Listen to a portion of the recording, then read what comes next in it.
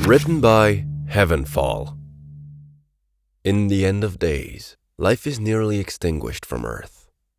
You happen to cross one of the oases of green amongst the ashes, and from there you live a good life.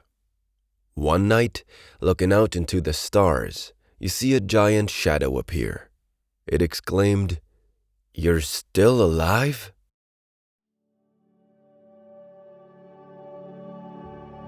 People thought of the end of days as some sudden thing that just happened and that was that, like demons conquered the earth or something. It wasn't like that. It was far more drawn out and far more brutal. As crucial biosphere processes turned off due to humanity poisoning the air and the groundwater, it was only a matter of time before prices on food and water rose too much to sustain modern societies. It took about a month after that for governments worldwide to collapse.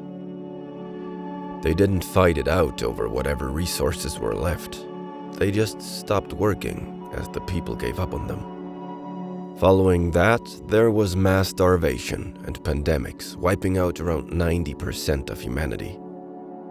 Unfortunately, the damage to the environment was irreversible. At least irreversible with the tools that remained at our disposal, which were very few. The remaining population separated into farming villages that maintained defenses and shared food in a communal effort. There was even some basic trading for metals between the villages. As the environment continued to deteriorate, local warlords from one village, fearing extinction, rose to power and tried to seize control over the next village over. Violence only served to hurry the end. Finally, it was wildfires, hurricane winds that lasted for weeks, rains that never ended, that wiped out what was left on the surface. That was it for humanity. The trick to staying alive was to keep moving. That's why I was still alive.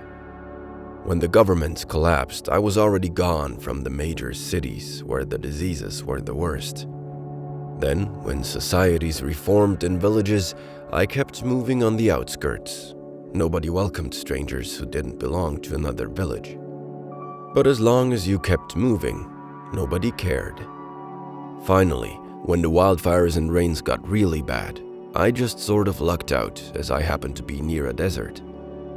There was nothing that could burn here, and the rains actually made traveling through them tolerable, despite the temperature rising. I happened upon an oasis as I ventured into the desert, a green thing amongst the ashes that came with the rainfall. And for a time I managed to carve out a meager life here. I wouldn't say it was good, but it was peaceful. The water was mostly from some underground source, not the toxic stuff coming out of the skies. There weren't any animals left, of course. There hadn't been any animals, other than humans, left for decades, not anywhere. But spending my days doing mostly nothing and then sleeping the rest, I just about managed to survive on insects and some fungi growing on the bushes around the water. It tasted like shit, but it didn't kill me. One night, looking out into the stars, I saw a giant shadow approach the oasis from the west. The figure walked up to the oasis, and to my surprise, it looked like a giant man in a robe.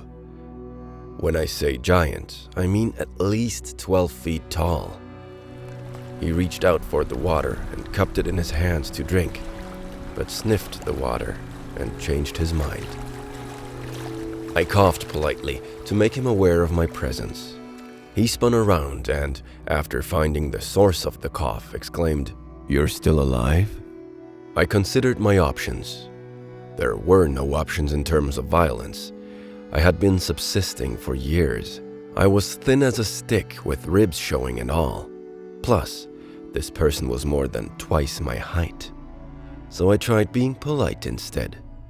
Maybe he'd leave me alone. I survived the cities. Those were the worst. I survived the villages, even after they turned on each other. And I survived through the wildfires and the rain. Mostly by not being there when things got bad. But to tell you the truth, I think this may be the end of the road for me. I coughed a real cough then, not politely, just tiredly. Breathing had grown increasingly difficult. The air was changing. The giant hunkered over and flopped down on the desert ground next to me. I laid myself down so I could look at the stars again. They were peaceful and visible tonight, which was unusual with the near-permanent rain. The giant man did the same next to me.